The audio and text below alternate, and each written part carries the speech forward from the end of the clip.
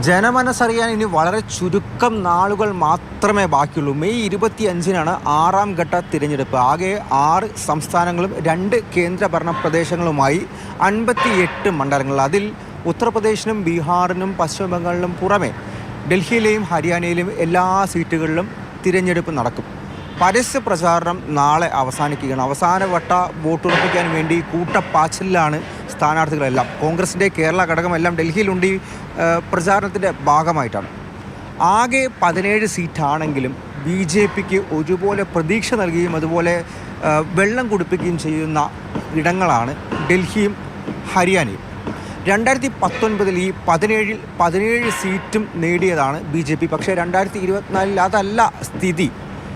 ഡൽഹിയിൽ ആം ആദ്മി പാർട്ടി കോൺഗ്രസ് സഖ്യം പ്രഖ്യാപിച്ചപ്പോൾ അതിന് പിന്നാലെ തന്നെ 7-ൽ 6 മണ്ഡലങ്ങളിലും സിറ്റിംഗ് MP-മാരെ മാറ്റി BJP പുതിയ സ്ഥാനാർത്ഥികളെ കളത്തിലിറക്കി. ഭോജ്പുരി സ്വാധീനമുള്ള നോർത്ത് ഈസ്റ്റ് ഡൽഹിയിൽ മാത്രമാണ് മനോജ് തിവാരിക്ക് വീണ്ടും ടിക്കറ്റ് നൽകിയത്. മനോജ് തിവാരി നേടുന്നതാണെങ്കിൽ കന്നയ്യകുമാറിനെ. അങ്ങനെ ഇന്ത്യ സഖ്യത്തിൽ നിന്നും വലിയ രീതിയിൽ മത്സരം നേടുന്നുണ്ട് BJP.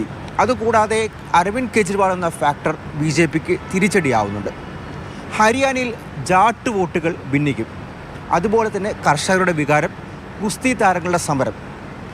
അതിനോടൊപ്പം തന്നെ സംസ്ഥാന രാഷ്ട്രീയത്തിൽ ഈ അടുത്തിടെ വന്ന നാടകീയ നീക്കങ്ങൾ. അങ്ങനെ സംഭവബഹുലമാണ് 6ാം ഘട്ട തിരഞ്ഞെടുപ്പ്.